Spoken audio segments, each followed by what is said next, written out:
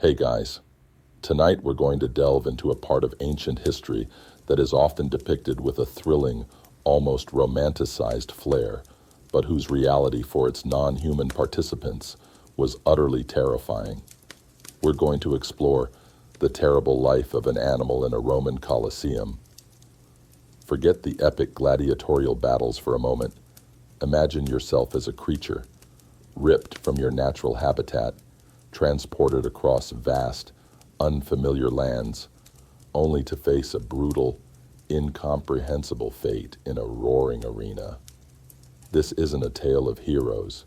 It's a chilling narrative of fear, confusion, and the ultimate loss of freedom. You might think your pet's vet visit is stressful, but trust me, you wouldn't last 5 minutes as a wild beast facing Roman capture. So, before you get comfortable, take a moment to like the video and subscribe, but only if you genuinely enjoy what I do here. Now, I'd love to know where you're listening from and what time it is for you right now. Drop it in the comments. Now, dim the lights. Maybe turn on a fan for that soft background hum, and let's ease into tonight's journey together. You are a magnificent creature, perhaps a lion, accustomed to the scorching sun of North Africa, ruling your pride with an iron paw. Or maybe you're a bear, lumbering through the dense forests of Germania, your keen senses alert to every rustle of leaves.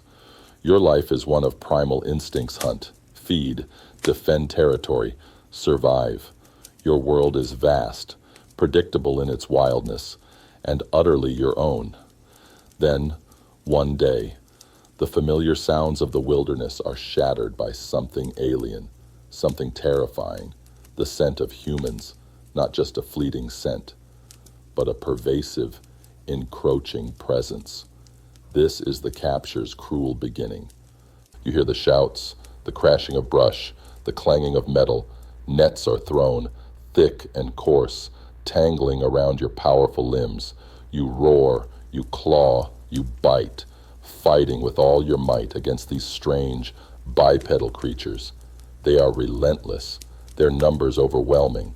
They use cunning and brute force, traps hidden in the undergrowth, pits disguised with flimsy branches. The struggle is futile.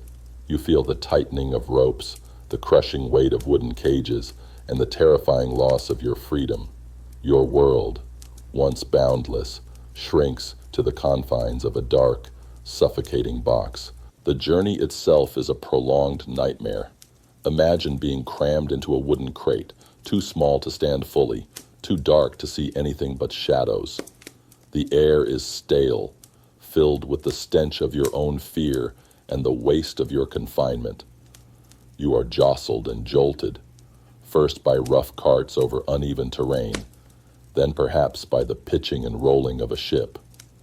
The sounds are alien and terrifying: the creak of wood, the rush of waves, the shouts of men speaking a language you don't understand. You hear the cries of other captured animals, their panic echoing your own. There's no comfort, no respite, just the relentless, disorienting movement and the gnawing fear of the unknown. For a lion from the vast plains, the confinement is agonizing. Your muscles ache, your fur becomes matted with filth, and your powerful jaws gnaw uselessly at the unbreakable wood. For a bear, used to hibernating in the quiet solitude of a cave, the constant noise and jostling are an unbearable torment. You are fed meager, often unsuitable, food, just enough to keep you alive, but not enough to satiate the hunger that constantly gnaws at your belly. Water is scarce, often grudgingly given. You are a commodity, not a living being, and your welfare is secondary to your eventual delivery. This initial capture and transport was a huge, dangerous undertaking for the Romans. They developed complex methods for trapping large animals, using pits, snares, and even specialized hunting parties that would track and corner their quarry. The logistics of moving thousands of wild animals, lions from North Africa, bears from Europe, tigers from Asia, though less common due to distance, Even crocodiles and hippos from the Nile across vast distances to Rome were immense. These were not simply animals, they were living trophies, symbols of Roman power and reach. A unique and particularly horrifying detail of this journey was the sheer mortality rate during transport. Many animals simply didn't survive the brutal conditions. They succumbed to stress, dehydration, starvation, or injuries sustained during capture or transit. The Romans, though adept at engineering, were often less concerned with animal welfare. The loss of a few animals was an acceptable cost in the grand scheme of providing spectacle for the masses. Historians still debate the exact numbers of animals captured and lost during transport, but it's clear that only a fraction of those initially caught ever made it to the arena alive. This meant the journey was not just terrifying, but a deadly gamble in itself. You might hear the frantic pawing of a leopard in the crate next to yours, its desperate attempts to escape echoing your own silent terror, or perhaps the low, guttural growl of another lion, a sound that in the wild might signify dominance, but here only speaks of shared misery. The constant sensory assault, the unfamiliar smells of human habitation mixed with the fear scent of your fellow captives, disorients you further. Your primal instincts, honed for survival in the wild, are useless here. There is no prey to hunt, no territory to defend, no escape. This terrifying journey wasn't just physical, it was deeply psychological. Animals, especially apex predators, are creatures of immense instinct and territoriality. Being confined, stripped of control, and subjected to alien environments would have caused immense psychological trauma. They were bred for the hunt, for freedom, not for incarceration and public display. The fear, the confusion, and the constant stress would have been a relentless torment, breaking their spirit long before they ever stepped foot in the arena. You can only imagine the sheer helplessness, a constant gnawing dread that never truly subsided. The length of the journey depended entirely on your origin. If you were a bear from the nearby European forests, your torment might be relatively brief, though no less intense. But if you were a lion from the far reaches of Mauritania, your journey could last for months, a prolonged nightmare of darkness, hunger, and discomfort. Each passing day eroded your strength, your spirit, and your connection to the wild world you once knew.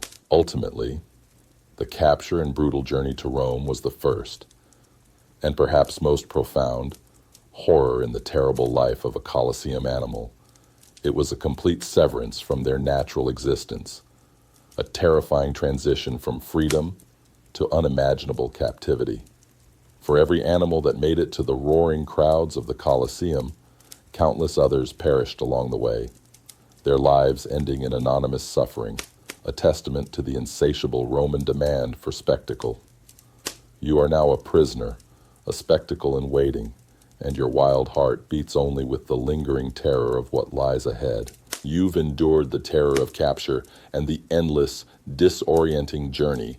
Now, as your wooden cage finally comes to a jarring halt, you're plunged into an even deeper level of despair. Chains and darkness await.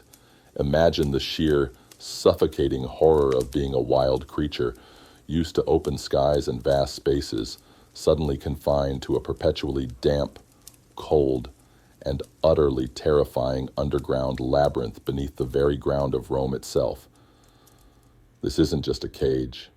It's a living tomb filled with the sounds of misery and the stench of death. Your cage is jostled off the wagon, the grating sound of wood on stone echoing in the vast subterranean darkness. You are pulled, dragged, and eventually maneuvered into a smaller, even more restrictive cell within a sprawling network of tunnels and chambers. This is the hypogeum, the complex underground system beneath the Colosseum, a place of engineering marvels and unimaginable animal suffering. The air is heavy, a chilling mix of damp earth, animal waste, fear, and the metallic tang of old blood that seems to cling to every surface. For a powerful lion, used to the dry, sun-drenched air of the savannah, the sudden plunge into this cold, humid gloom is disorienting. Your eyes, adapted for hunting in the vast open, struggle to discern anything in the perpetual twilight. For a bear, accustomed to the earthy scents of the forest, the overwhelming stench of concentrated animal fear and human waste is nauseating. You are now truly lost, stripped of all familiar sensory cues that once guided your life in the wild. The holding pens are small, often barely larger than your body. They are constructed of heavy timbers and thick iron bars, cold and unyielding. Your movements are severely restricted. You cannot stretch, cannot pace, cannot find any comfort. The floor is typically stone or packed earth, often slick with waste.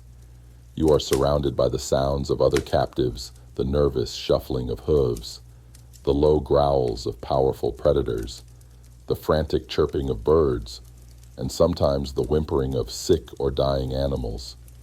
These are not the calls of the wild. They are the sounds of collective despair.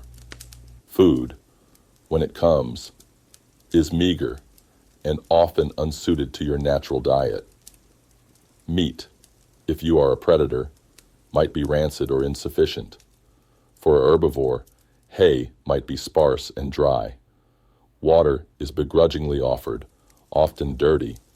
You are kept just alive enough to be useful for the spectacle, but never truly nourished or comfortable. Your strength slowly wanes, your wild spirit dulled by constant hunger and thirst. It's a cruel form of deliberate degradation, designed to break you. A unique and deeply disturbing detail about these underground pens is the constant dampness and poor ventilation.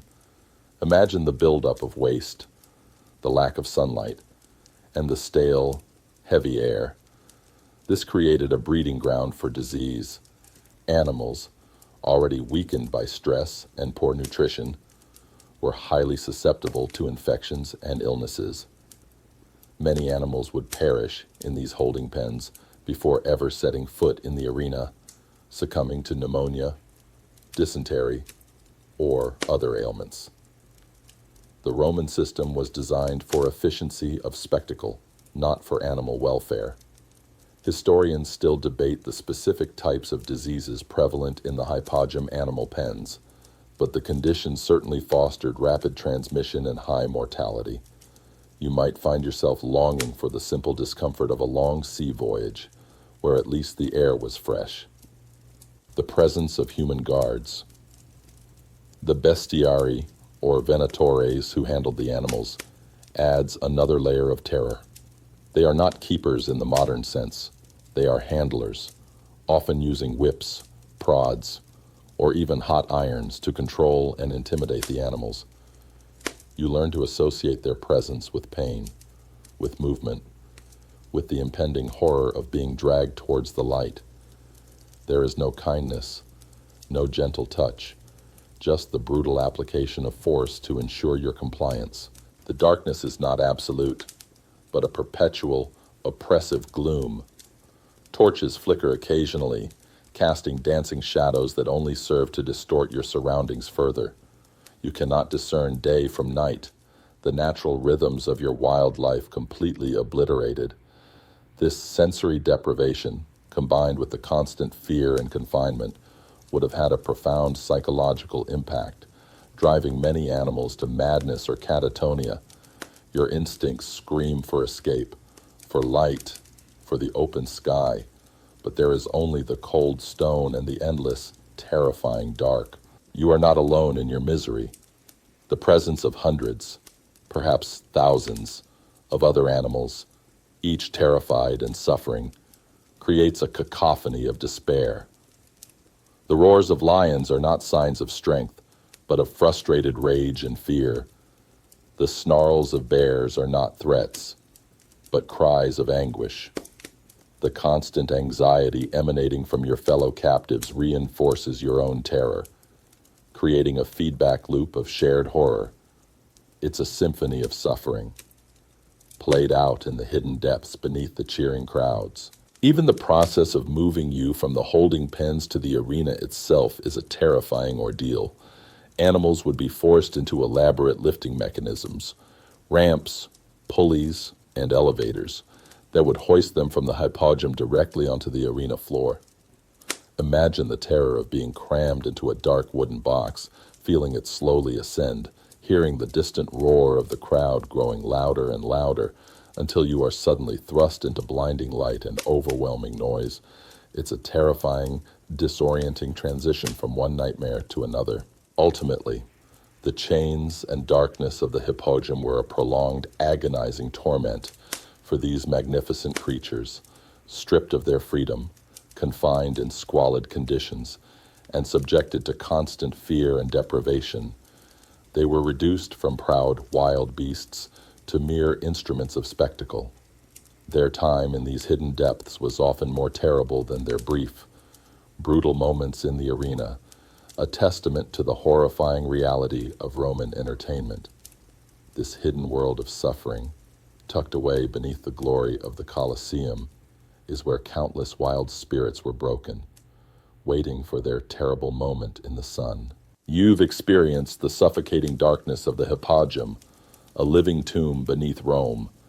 Now, prepare for the terrifying, disorienting transition into the blinding light and deafening roar of the arena itself, the arena's deceptive light. Imagine being a wild animal, ripped from the familiar quiet of your natural world, suddenly thrust into a chaotic, brightly lit stage where tens of thousands of screaming humans dictate your terrifying, bewildering fate. The process of bringing you from your underground cell to the arena floor is itself an ordeal of terror. You feel the rough hands of the bestiari, the animal handlers, as they prod you with spears or use ropes to guide you into a cramped, dark, wooden box. This box is not just a cage, it's an elevator, part of the ingenious, yet horrifying, complex system of lifts that the Romans engineered beneath the Colosseum. You hear the creaking of ropes, the groan of pulleys, and feel the slow, jarring ascent. The darkness around you begins to lighten, a terrifying glow filtering through the cracks. As the box rises, the distant hum of the crowd grows into an overwhelming roar, a sound you've never encountered in the wild. It's a primal, guttural sound, filled with 1,000 human voices, escalating in intensity. Your instincts, honed for silence and stealth in your natural habitat, are completely overwhelmed. Your ears ache, your body tenses, and your mind struggles to comprehend this cacophony. For a moment, you might even wish you were back in the damp, predictable darkness of your cell, rather than facing this sensory onslaught. Then, with a final jolt, the top of your cage is flung open, or a trapdoor slides away, and you are thrust into the blinding, unfiltered sunlight of the arena. The sudden transition from perpetual gloom to glaring light is disorienting, causing your eyes to sting and water. You blink, trying to adjust, and what you see is an alien landscape, a vast oval of sand, surrounded by towering walls, and beyond them, row upon row of human faces stretching endlessly upwards, a sea of white togas and dark hair. The roar intensifies, a deafening wave of human excitement and bloodlust. It's a sound of anticipation, of thrill, but for you, it's pure, unadulterated terror. You are a wild creature, and this is fundamentally unnatural. Your instincts scream at you to flee, to find cover, to escape this overwhelming, incomprehensible threat. But there is nowhere to go. The walls are too high, the crowd too vast, the exits unseen. You are trapped, exposed, and utterly vulnerable. The arena floor itself, covered in sand, feels alien under your paws or hooves. It's flat, devoid of the familiar trees, rocks, or tall grass that would offer cover in the wild. There are no scents of prey, no familiar markers of your territory. Instead, the air is thick with the metallic smell of blood, the lingering scent of human sweat, and the pungent aroma of fear from animals who came before you. Every scent, every sight, every sound screams of danger and unfamiliarity. A unique and terrifying detail about the arena floor was the use of elaborate stage sets and scenery. For venationes animal hunts, the Romans would often transform the arena into a simulated landscape, a forest with trees and shrubs, a desert with artificial dunes, or a marsh with pools of water, while seemingly designed to make the animals feel more at home. These artificial environments would have been even more disorienting for the bewildered creatures. Imagine being a lion from Africa, suddenly finding yourself in a forest that smells of foreign wood and is surrounded by a roaring human wall, utterly confusing your senses and instincts. Historians still debate the practical effectiveness of these elaborate sets in encouraging animal behavior versus their purely theatrical purpose. But for the animals, they added another layer of bewildering artifice to their final moments. You might be released into the arena alongside other animals, sometimes of different species, adding to the confusion. A bear might find itself face to face with a lion, creatures that would rarely, if ever, encounter each other in their natural habitats. This forced interaction, driven by panic and fear, often led to clashes between the animals themselves, a cruel sideshow for the cheering crowd. Their natural instincts, already overwhelmed, are now manipulated for perverse entertainment.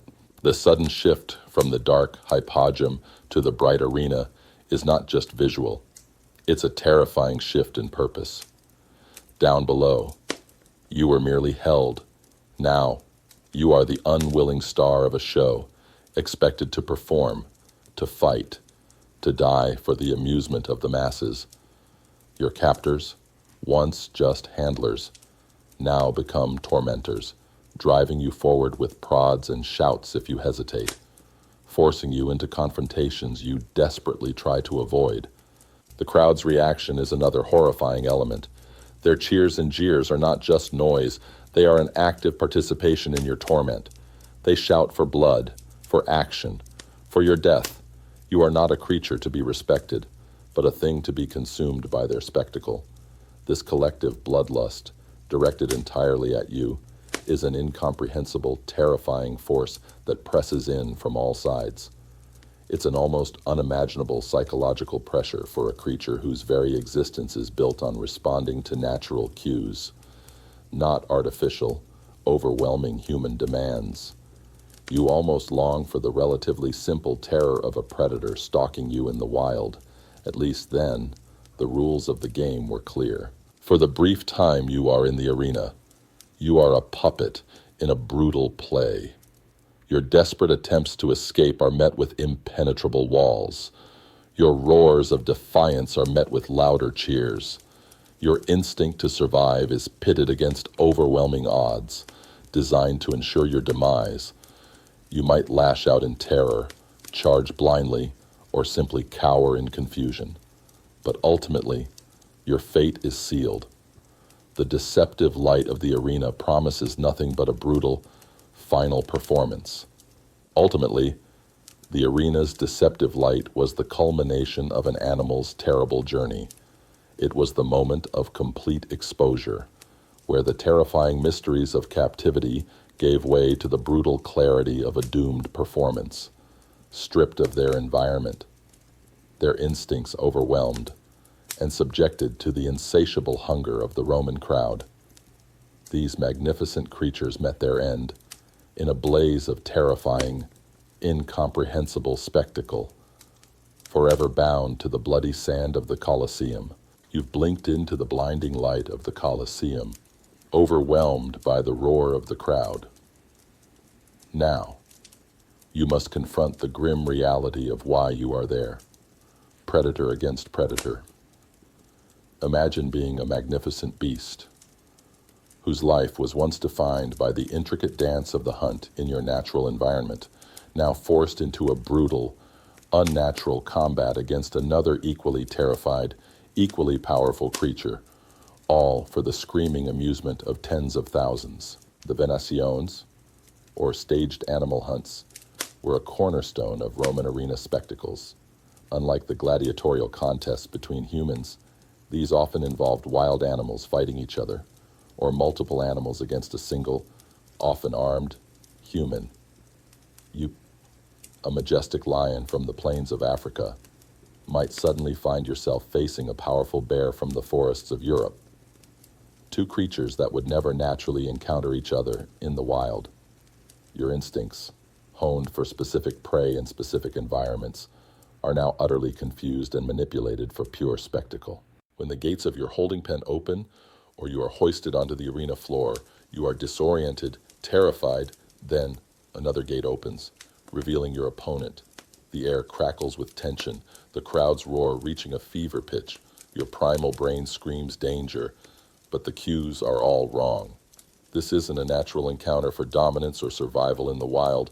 It's a forced, brutal confrontation orchestrated for entertainment. Your instincts urge you to assess, to stalk, to find weakness. But in the confined space of the arena, under the oppressive glare of the sun and the deafening noise, these strategies are difficult to employ. You might try to retreat, to find cover, but the walls are insurmountable, and the handlers often prod you back into the fray with spears or whips. There is no escape, only the terrifying inevitability of combat. For a lion, used to hunting gazelles or zebras in the open savanna, facing a massive, aggressive bear is fundamentally alien. The bear, with its crushing strength and thick hide, fights differently than any prey you've ever known. For the bear, whose natural adversaries might be wolves or other bears in a territorial dispute, a sleek, agile lion presents an unknown challenge. This forced, unnatural clash between apex predators, each confused and terrified, is a truly horrifying spectacle, highlighting the Romans' disregard for the animal's natural behaviors and welfare. A unique and particularly cruel aspect of these animal-on-animal contests was the deliberate manipulation of the animal's fear and stress to provoke aggression. Animals were often starved, prodded, or kept in stressful conditions before their appearance in the arena, making them more likely to lash out in confused terror rather than engage in natural combat. The Romans weren't looking for a fair fight. They were looking for a bloody, desperate struggle. Historians still debate the extent to which animal handlers actively trained animals to fight each other versus simply exploiting their natural aggression under duress. But the outcome was almost always brutal. You might find yourself wishing for the simple, honest fear of being caught in a hunter's snare, where at least the fight was for your own freedom, not someone else's amusement. The crowd's reaction fuels the horror. Every growl, every swipe of a claw, every bite is met with cheers and shouts, encouraging the violence. Their excitement is palpable, a collective thirst for blood that presses down on you from all sides. You are not fighting for survival in your natural world. You are performing for a capricious, bloodthirsty audience whose desires dictate the very terms of your terrifying existence. Their roar is not just noise. It's an active demand for your suffering and ultimate demise. Even the environment itself becomes a weapon. The sandy floor, sometimes littered with props like fake trees or rocks, offers little traction for a desperate leap or a quick retreat. The glare of the sun reflects off the white marble of the seats, adding to your disorientation.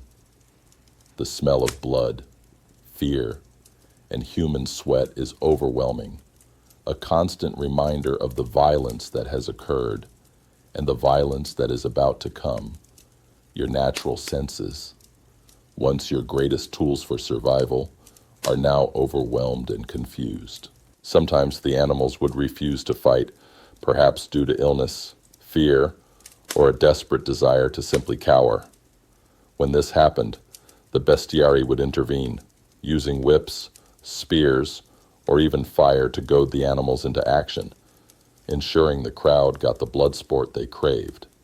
There was no dignity, no mercy, only the relentless demand for spectacle. If you hesitated, pain would quickly follow, forcing you to engage in a fight that went against every natural instinct except for the raw, desperate urge to survive. Consider the utter lack of comprehension on the animal's part. You are a lion, born to hunt. You understand the rules of the savannah. But this arena, this other creature forced into combat, the screaming humans, the prod of the spear, none of it makes sense. Your terror is compounded by confusion. Why are you here? Why must you fight this stranger? Why do these bipedal creatures demand your death? It's a cosmic injustice, a terrifying, inexplicable torment that ends in a brutal, meaningless death.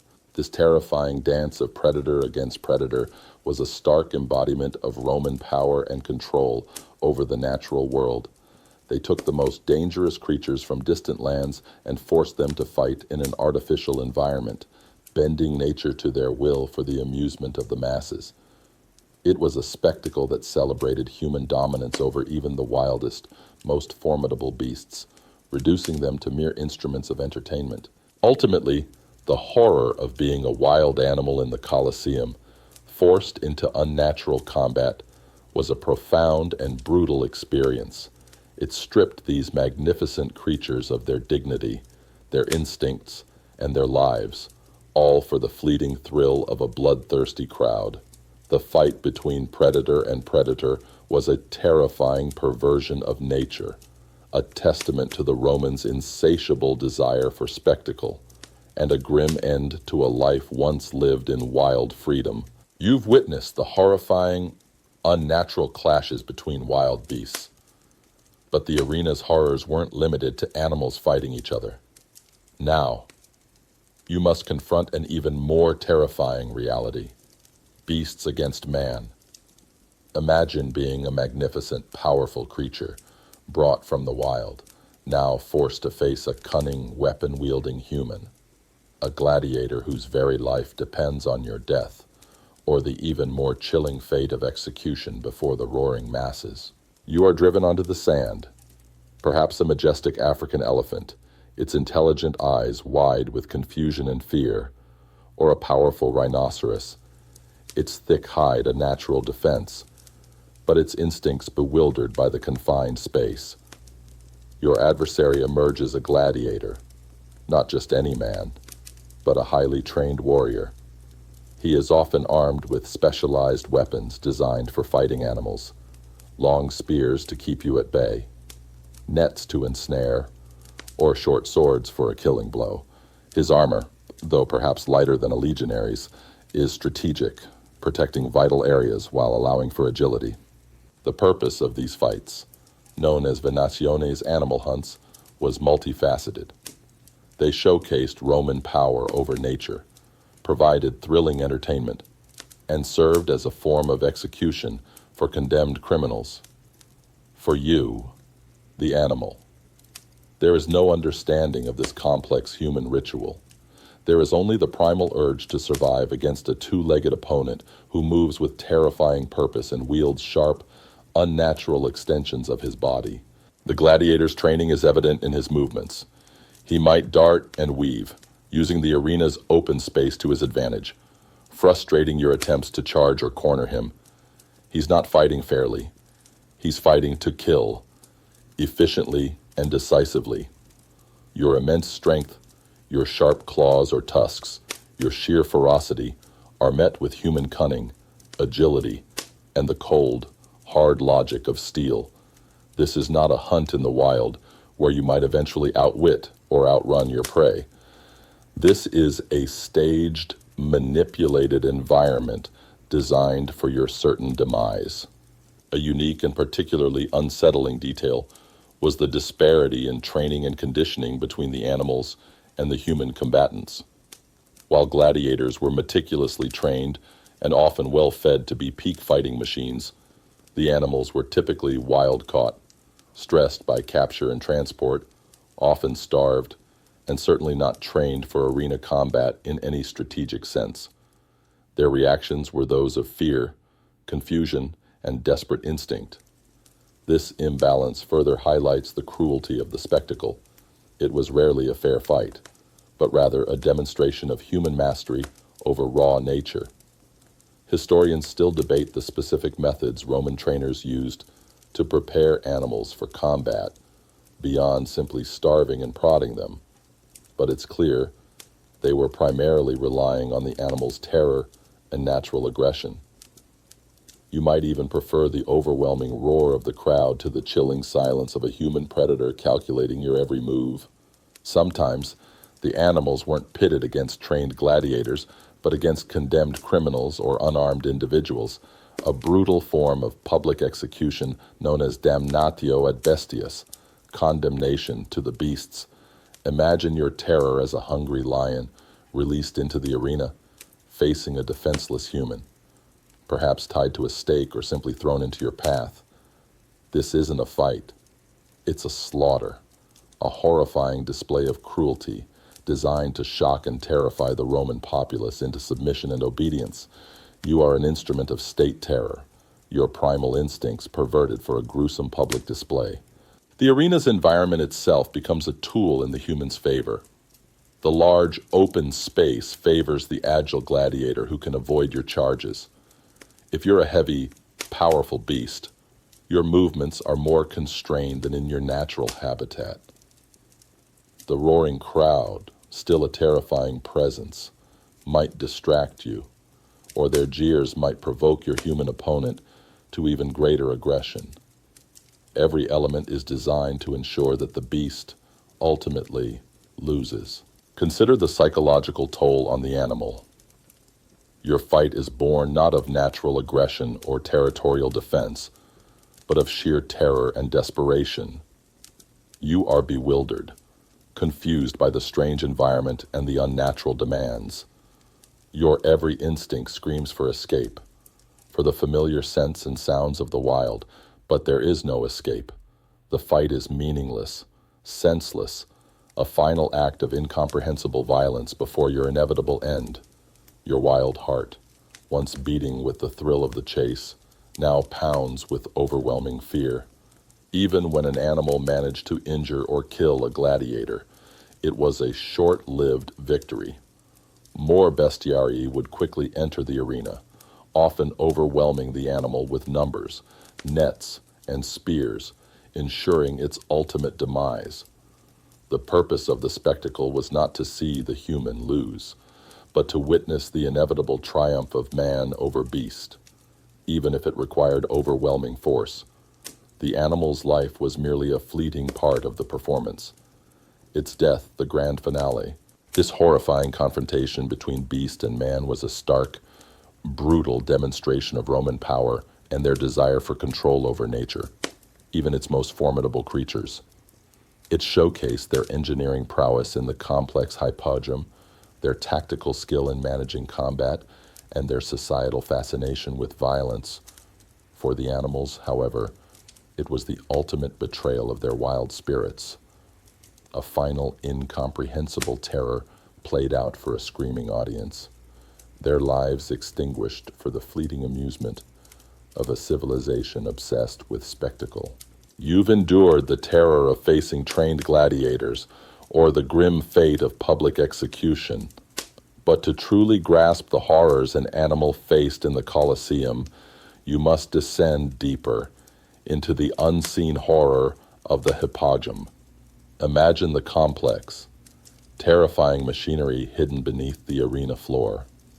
A vast, dark, and utterly bewildering world of lifts, ramps, and trapdoors that were designed to transport you from your miserable cell directly into the blinding chaos above, all while keeping the mechanisms themselves a secret from the roaring crowds. This hypogym was an engineering marvel, a subterranean labyrinth of tunnels, chambers, and mechanical devices. For an animal, it was a terrifying mystery. You might spend weeks, even months, in a small, damp holding pen in this perpetual gloom. The sounds of distant human activity echoing eerily around you. You'd smell the lingering scent of previous occupants, the fear of countless animals who had passed through these dark corridors before you. Your wild instincts, accustomed to the open air and natural light, would be utterly disoriented by this endless, suffocating darkness. The most terrifying part of this unseen horror were the elevators and ramps. When your time came, you wouldn't simply be led out into the arena. Instead, you'd be prodded by handlers into a cramped, dark wooden box, an elevator. Imagine the terror, the sudden jolting movement, the creaking of ropes and pulleys, the slow, relentless ascent. You'd feel the box vibrating, hear the distant, muffled roar of the crowd above, growing louder and louder, closer and closer. Your primal brain would scream that you were being lifted into the sky or dragged into some monstrous unknown maw. These lifts were incredibly sophisticated. Some were large enough to transport an entire artificial forest, complete with trees and scenery, directly onto the arena floor. Others were smaller, designed for a single animal. The ingenuity of their design was matched only by the cruelty of their purpose. They allowed the Romans to introduce animals and scenery with dramatic, unexpected flair, enhancing the spectacle for the audience, while maximizing the disorientation and terror for the animals. A unique and particularly chilling detail was the soundscape of the hippodrome, beyond the creaking of machinery and the distant roar of the crowd. The underground chambers would have amplified the sounds of other distressed animals awaiting their fate. The low growls of lions, the trumpeting of elephants, the snorts of bulls, the desperate scrabbling of smaller creatures. All these sounds would have echoed and reverberated through the stone tunnels, creating a constant, terrifying chorus of fear. You were surrounded by suffering, a grim anticipation of your own impending doom. Historians still debate the precise acoustic properties of the hippodrome and how effectively sounds were muffled or amplified. But it's clear the animal residents would have been perpetually aware of their precarious situation and the fates of their fellow captives. You might even find yourself wishing for the relatively simple terror of a direct confrontation with a gladiator, where at least the enemy was visible. Then there were the trapdoors. The arena floor itself was riddled with these hidden openings. Animals could be held in cages directly beneath them. And then suddenly, without warning, the floor would open, dropping them directly into the arena. Imagine the shock and fear of a creature abruptly thrust from complete darkness into dazzling light and the deafening roar of 50,000 people. This sudden, violent introduction was designed to maximize terror and provoke an immediate, desperate reaction, ensuring the animal would fight or flee in blind panic.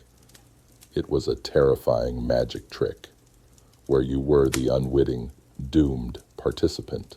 The air in the hippodrome was thick with the accumulated stench of fear, waste, and confined animals. This pervasive, oppressive odor would cling to your fur, a constant reminder of your grim surroundings. There was no fresh air, no cleansing breeze, only the stale, heavy atmosphere of perpetual captivity. This sensory assault, combined with the darkness and the bewildering sounds, created a relentless psychological torment, slowly eroding your wild spirit. The humans who operated this machinery, the mappers and engineers, would move silently through the gloom, their torchlights flickering, their presence a constant source of anxiety. You would learn to associate their approach with movement, with the dread of being prodded into another dark box or pulled towards a terrifying ascent. They were the unseen masters of your fate, manipulating your life and death from the shadows. This unseen horror was, in many ways, more insidious than the brief, brutal moments in the arena. In the hippodrome, there was no fight to be won, no glory to be found. There was only the slow, crushing weight of confinement, the relentless psychological terror of the unknown, and the constant anticipation of a horrifying end. You were a pawn in a vast, unseen game, manipulated by invisible forces, waiting in the darkness for your terrible, predetermined entrance onto the stage of death. Ultimately, the hypogeum was the true heart of the Colosseum's cruelty for animals.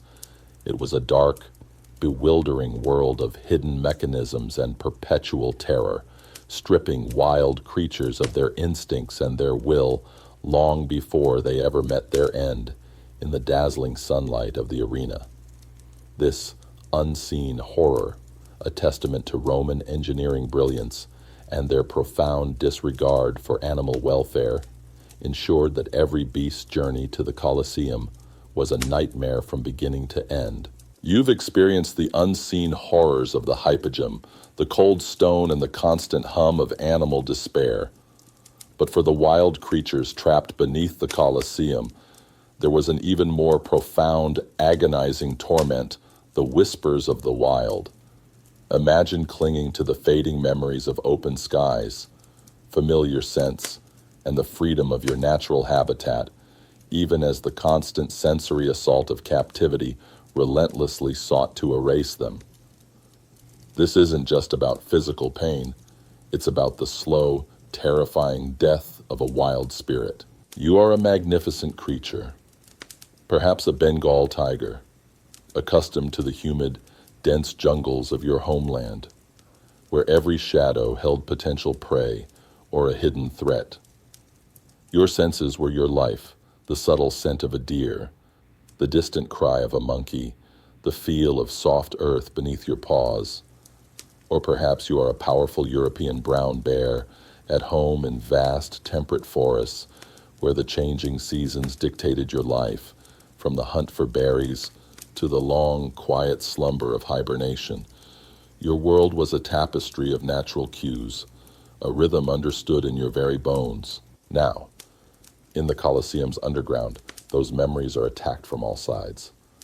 The air is thick with the stench of human waste, fear, and damp stone, overpowering the faint, cherished scent of pine needles or jungle flora that might still linger in your memory.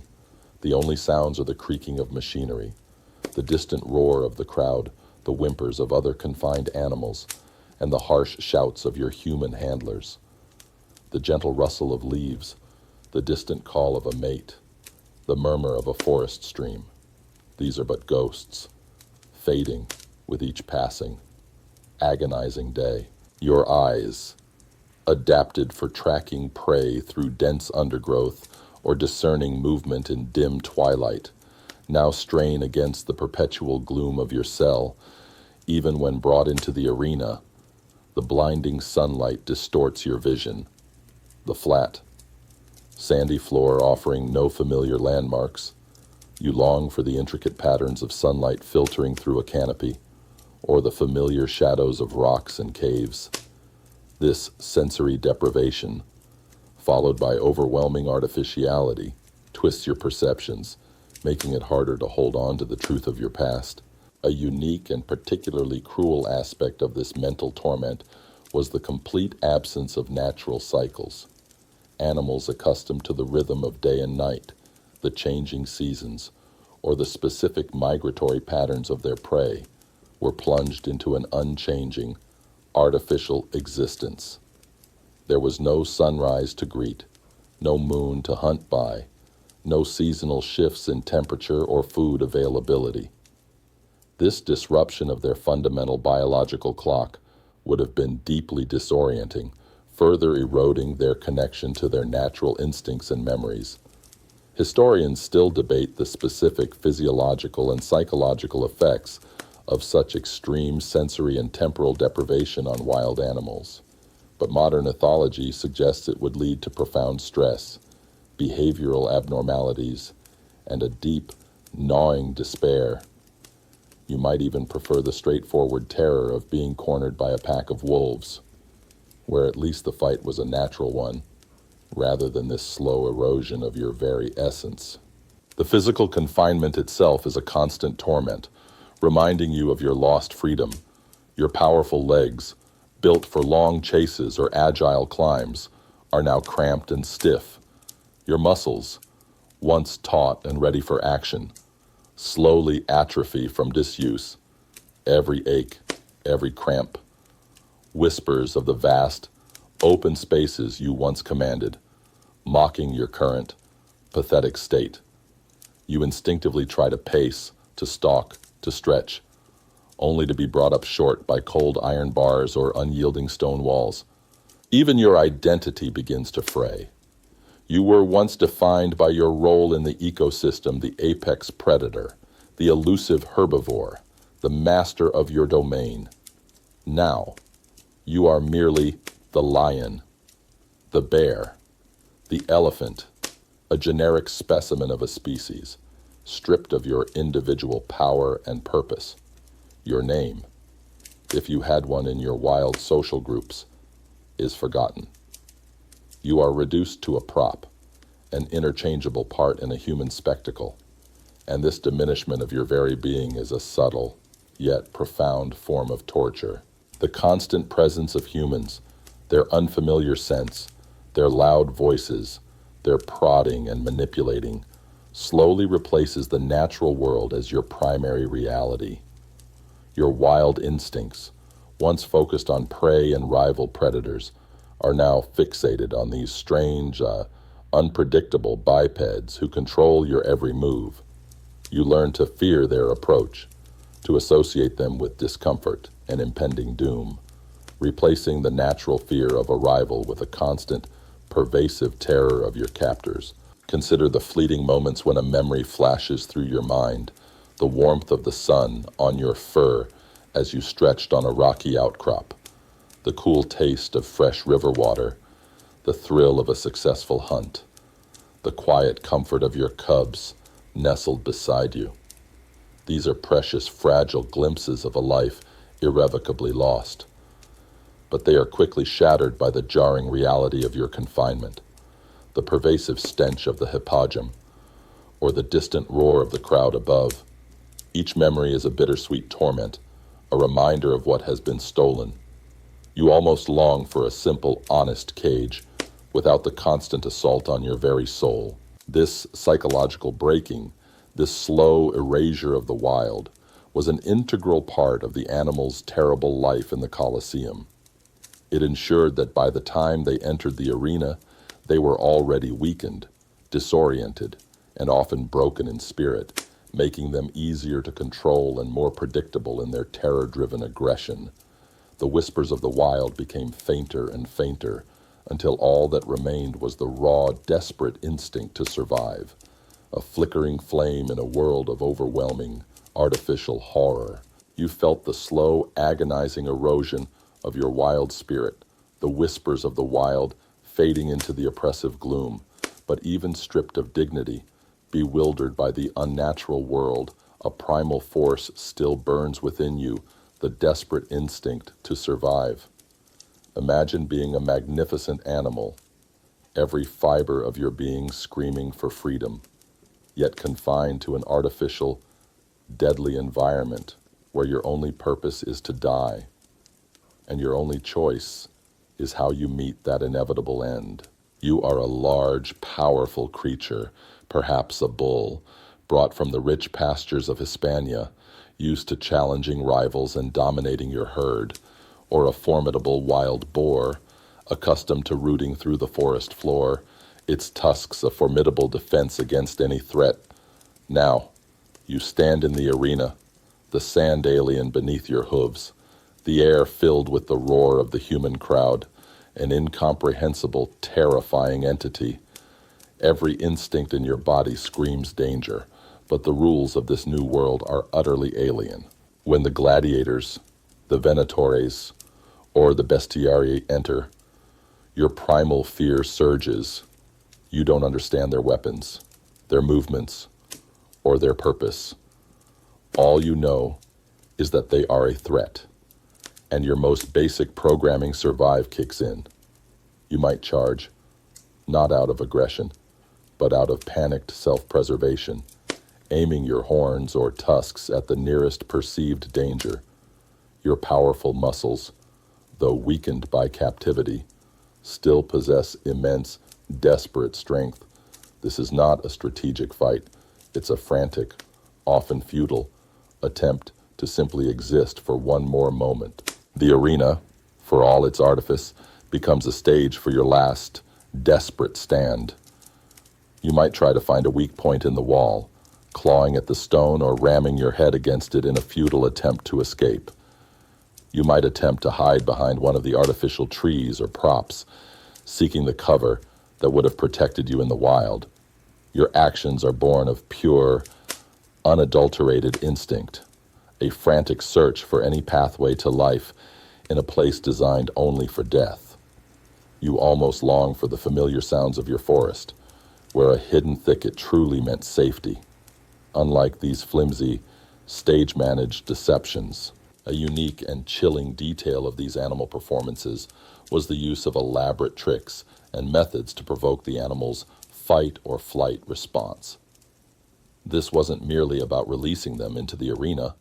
Handlers would use hot irons, sharp prods, whips, or even fire to actively agitate the animals, ensuring they appeared ferocious and engaged for the crowd.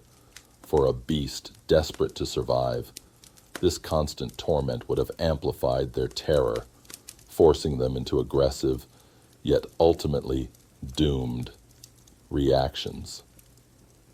Historians still debate the specific tools and techniques Roman bestiarii employed to maximize animal spectacle while ensuring human control.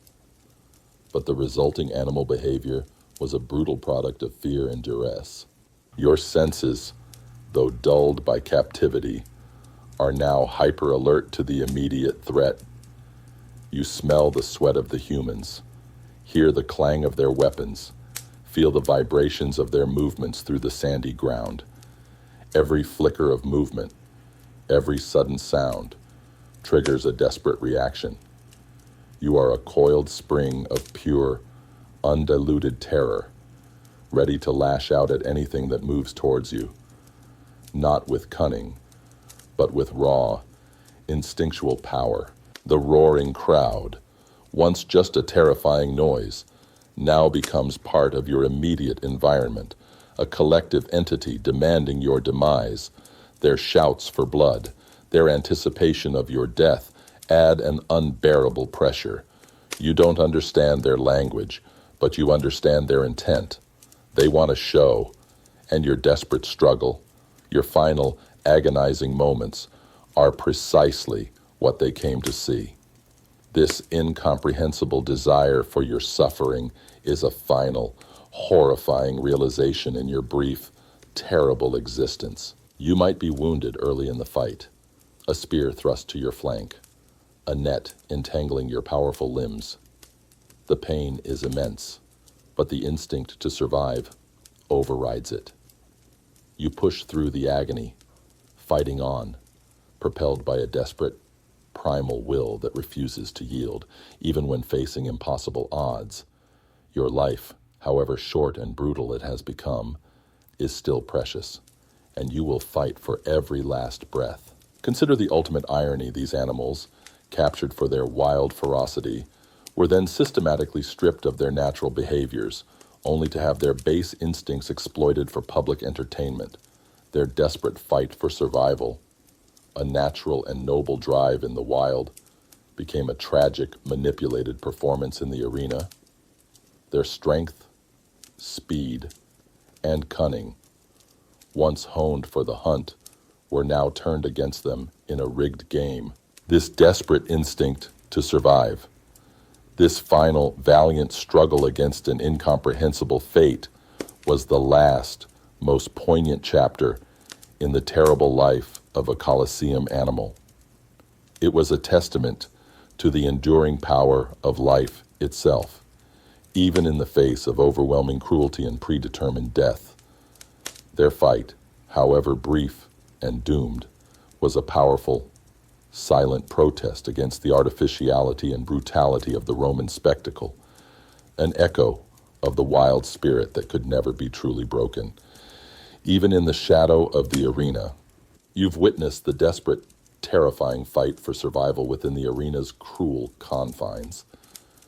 But for most animals in the Colosseum, Their terrible life culminated in a fate often more ignominious than a glorious struggle beyond the roar of the crowd.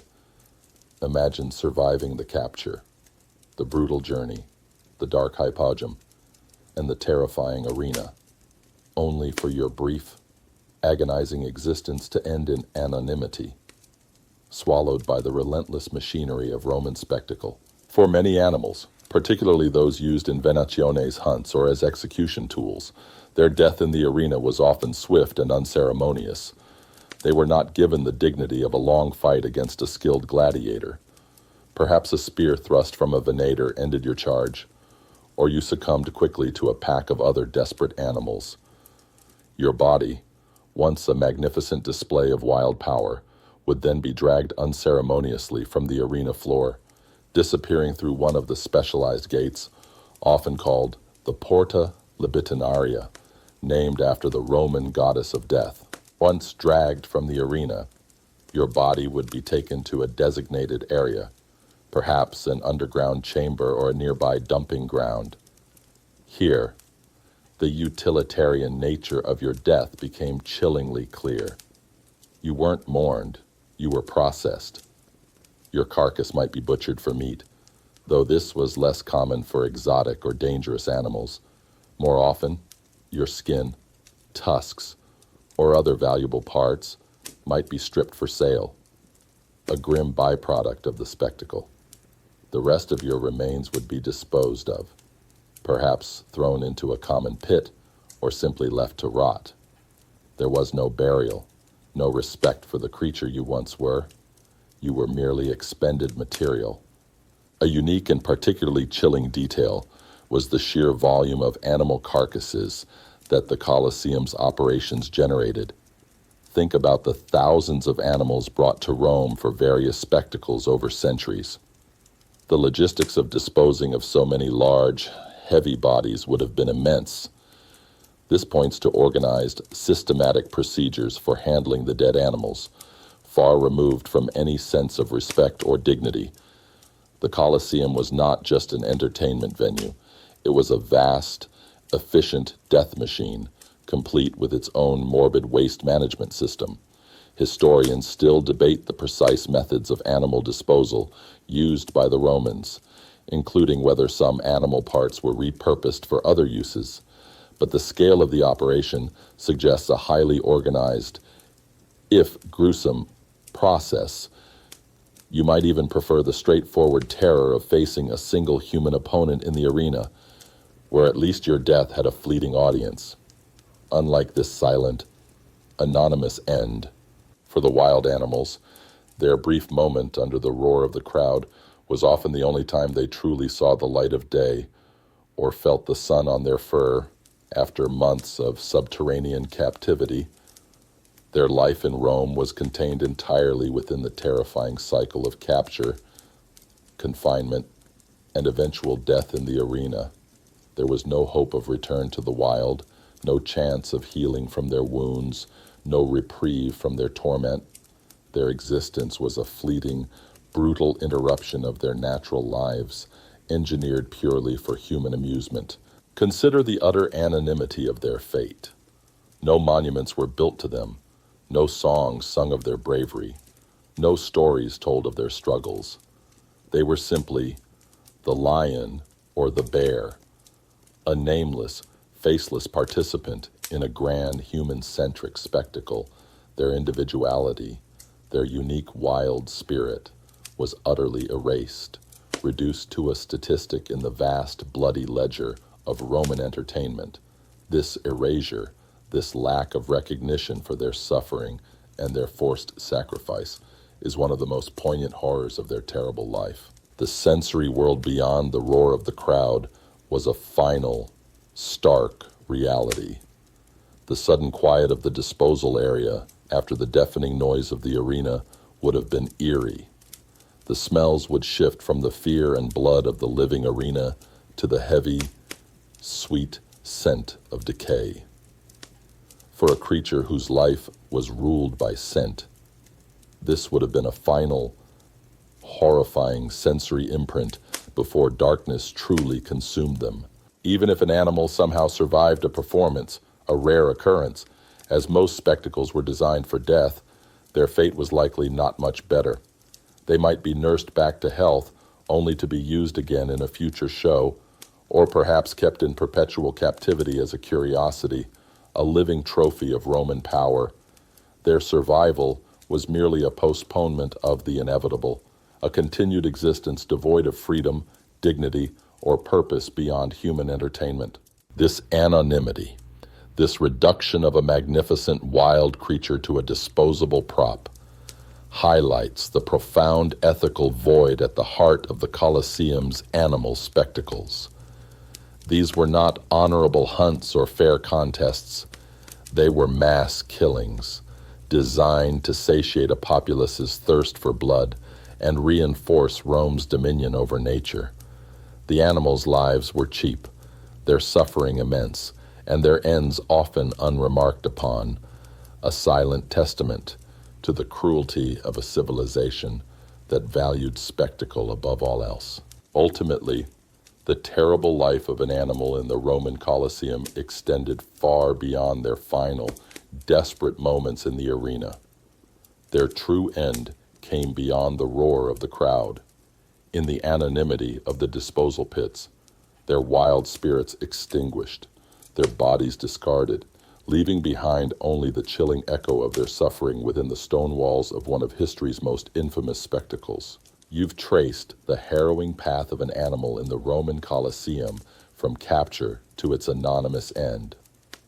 Now, as we draw our journey to a close, let's consider a cruel spectacle's legacy. Imagine how the vast, bloody enterprise of Roman animal games, built on unimaginable suffering, left an enduring mark not just on the lives of countless creatures, but on the very fabric of human history, influencing everything from architecture to societal attitudes towards nature.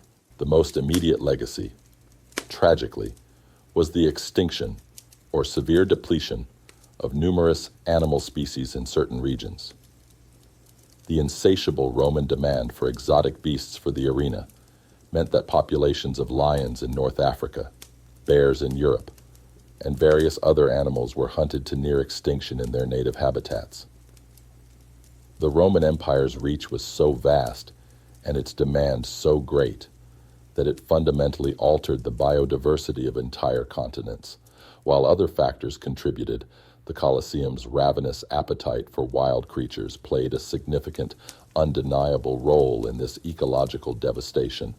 You can almost hear the ghost of a lion's roar echoing not from the arena, but from a now empty plain. Beyond the biological impact, the spectacles left a powerful legacy on Roman architecture and engineering. The Colosseum itself, and countless other amphitheaters across the empire, were masterpieces of design, purpose-built for these grand, cruel shows. The hypogym, with its intricate system of lifts and trapdoors, was an engineering marvel, demonstrating a sophisticated understanding of mechanics and hydraulics.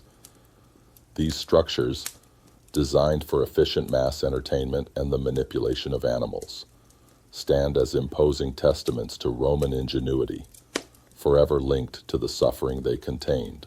The Roman animal games also had a profound impact on societal attitudes towards animals. They cemented a view of wild creatures as objects for human amusement and domination, devoid of intrinsic value beyond their ability to provide spectacle. This perspective of animals as mere resources or props was deeply embedded in Roman culture and, arguably, influenced Western thought on animal welfare for centuries. The screams of the crowd demanding blood normalized a profound disregard for sentient life, a chilling aspect of their legacy. A unique and often overlooked legacy lies in the development of specialized professions dedicated to the capture, transport, and handling of wild animals. The venationes, hunters, bestiarii, animal handlers, fighters, and mappers. Hippodrome operators developed specialized knowledge and techniques for dealing with dangerous beasts. While their methods were brutal, They represented an early, albeit twisted form of zoological expertise and logistical planning for handling large, exotic creatures on a massive scale. Historians still debate the extent to which these specialized skills were passed down or influenced later animal handling practices outside of entertainment. But the sheer complexity of the operation required significant practical knowledge. You might even find yourself wishing for the simple days of just being a wild animal, rather than contemplating the dark ingenuity of your captors. The spectacles also served as a tool for social control and political propaganda. By providing thrilling entertainment and a distraction from daily hardships, emperors used the games to maintain public favor and display their power, wealth, and mastery over the known world. The animals, whether fighting each other or facing humans, were symbols of Rome's dominion over nature and distant lands. The brutal life and death of these creatures were thus intertwined with the maintenance of Roman political power, a dark testament to the effectiveness of spectacle as a governing tool. Furthermore, the scale and frequency of the venationes meant that a vast network of trade and supply for wild animals developed across the Roman Empire and beyond. This spurred exploration and established trade routes for exotic species, effectively creating an ancient, morally reprehensible global animal market. While beneficial for Roman commerce, it had devastating consequences for animal populations and the ecosystems they inhabited. Consider the enduring human fascination with violent spectacle. The Roman Colosseum, with its animal shows, set a precedent for large-scale public entertainment centered on blood and conflict. While modern societies have, thankfully, moved away from such overt cruelty, the fundamental human draw to competitive, often aggressive, displays can still be seen in various forms of entertainment today. The echoes of that ancient roar, demanding carnage, still resonate in the human psyche. The decline of the Roman Empire and the rise of Christianity eventually led to the cessation of these brutal animal games. However, their legacy is not simply one of historical atrocity. It is a complex tapestry woven with threads of architectural brilliance, ecological devastation, shifts in societal attitudes, and the uncomfortable reflection on human nature's darker impulses. Ultimately, the terrible life of an animal in a Roman Colosseum, though a fleeting, agonizing existence for each individual creature, left an indelible mark on history. Their suffering fueled an empire's entertainment, shaped its architecture, altered its natural world, and offered profound, if grim, lessons about humanity's relationship with the animal kingdom. Their silent screams echo through the ages, a chilling reminder of a cruel spectacle that forever shaped the world, for better or worse. Now that the tales of the wild creatures have died down, let your mind wander past the cold stone walls and the brutal fighting. Feel the peace of the night slowly envelop you, bringing with it the silence of the long journey. Let the images of dark cages and desperate growls fade gently from your mind. There is no more pressure or fierce battles, only the calm of the darkness and the invitation of deep sleep. Release all tension. Allow your body to rest. The worries of the day are gone, giving way to peace. You have listened to a tale of life and death in another era. Now it is time to let those lessons gently slip into your dreams, blending with the gentle sounds of the night. Let yourself drift away, sinking into a deep sleep, where beautiful dreams await. Good night.